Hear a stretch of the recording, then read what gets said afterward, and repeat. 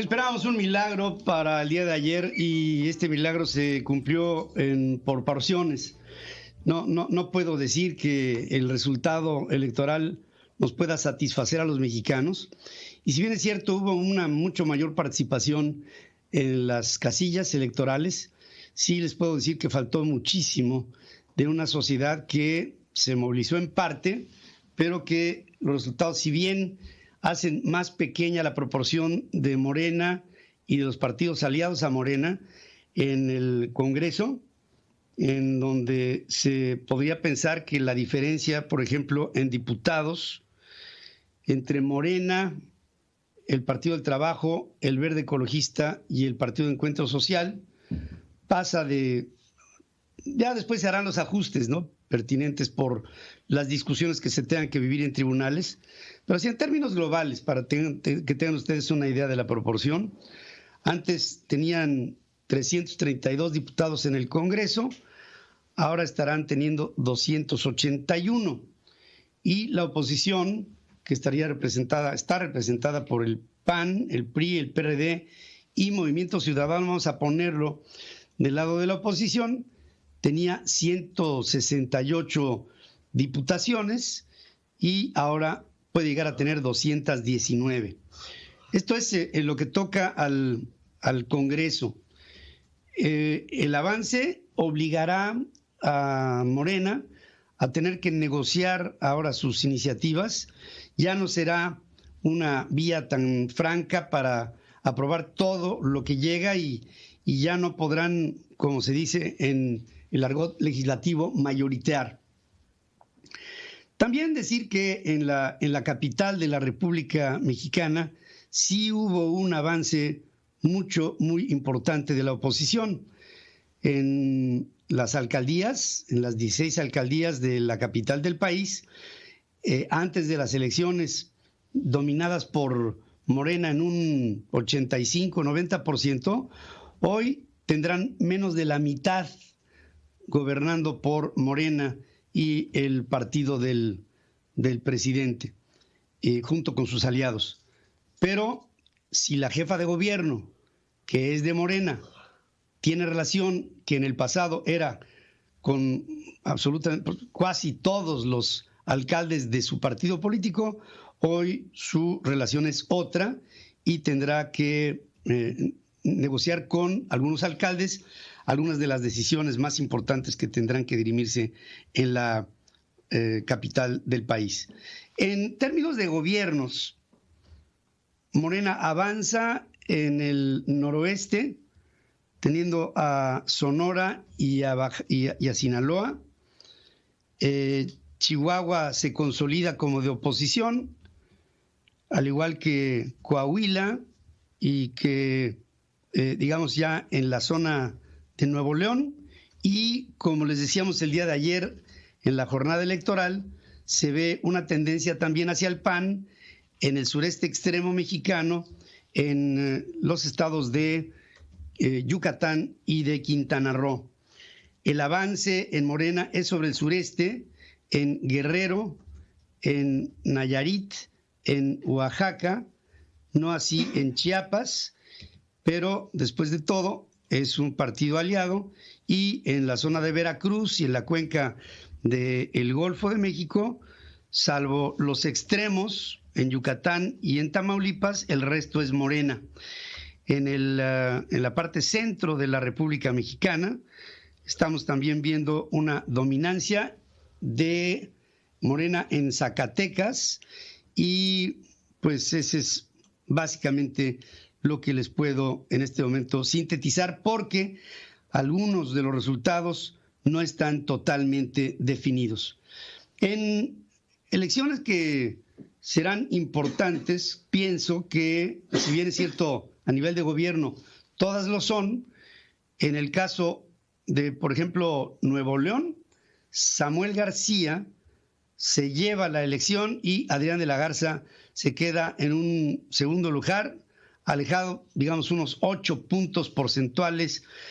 Pienso que ya nada lo alcanza a Samuel García. Fernando Larrazábal, bueno, se queda lejísimos con un 18%, y Clara Luz Flores, que era la esperanza de Morena, se queda con un magro 14%. Estamos viendo victorias de Morena en lugares que en otro tiempo no habían tenido, derrotas de Morena en lugares en donde se consideraban amarrados, como fue, por ejemplo, la Ciudad de México. Y la sorpresa más grande desde nuestro punto de vista es el elector. Sí vimos un aumento en la cantidad de personas que fueron a votar. Sí se vio. Pero quien habló fue la clase media, digamos, media acomodada, media alta, algo de la parte, digamos, baja de la clase media y la parte alta de la clase más desfavorecida. Pero en términos de número, estas intermedias sí dejaron un hueco que pues difícilmente pudiéramos haber pensado al principio de la jornada que se hubiera dado más. Las elecciones intermedias son así y la gente también es así. Los mexicanos no reaccionamos a veces con la suficiente presencia, con la convicción y la pasión de luchar por nuestro círculo político más íntimo, que es el que nosotros podemos determinar con nuestro voto. Me dio ilusión ver las elecciones del día de ayer por el avance y, hay que decirlo, me dio una relativa desilusión porque no llegamos a los números. Se dieron casos como la de Evelyn Salgado, que siendo, digamos, bateador emergente de su padre, Félix Salgado Macedonio, se quedará, como así estaba en su intención, por ser gobernadora del estado de Guerrero, y sabemos que ella llegará a la oficina a hacer relaciones públicas y el que estará gobernando el estado será su padre, acusado de delitos de carácter sexual. Como violador será el gobernador del estado. Hay también el descontento que nos deja esta campaña de haber visto 98 asesinatos, unas elecciones las más violentas en la historia de nuestro país. Hubo asesinatos a mansalva, hubo extorsión, secuestro, robo, provocación, y lo más indignante es que tanto la secretaria de Gobernación como el propio presidente de la República reportan un proceso en paz. Sí, tenemos que fijarnos en lo que no está bien ejecutado, y si se ignora, o sea, se puede decir, el proceso en términos generales estuvo con esta tónica, pero hubo 1, 2, 3, 4, 5, etcétera. Cuando hablas de 98 asesinatos en una jornada que empezó el mes de septiembre y que termina ahora, y lo consideramos como que el país está normal, es pues porque no estamos queriendo ver la realidad o porque estamos queriendo engañar sobre una realidad que no existe. ¿Qué viene de aquí a la siguiente mitad del presidente Andrés Manuel López Obrador? Cada vez que haya ahora iniciativas legales en el Congreso, van a tener que negociar mucho más desde las entretelas del propio Congreso. Y será cada vez más difícil hacer lo que hicieron en el primer trienio, pero podrá ser posible. Desde mi muy particular punto de vista, el país está todavía a la deriva. La sociedad sí está empezando a despertar, pero todavía está atolondrada. No puedo cantar victoria.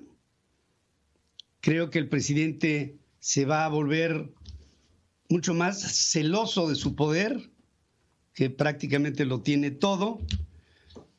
Estoy convencido de que vendrán cambios para el Instituto Nacional Electoral, porque esta regresión no la vuelve a vivir Morena, y van a asegurarse que todo esté en tiempo, en lugar, en su sitio para que puedan seguir dominando a los procesos electorales.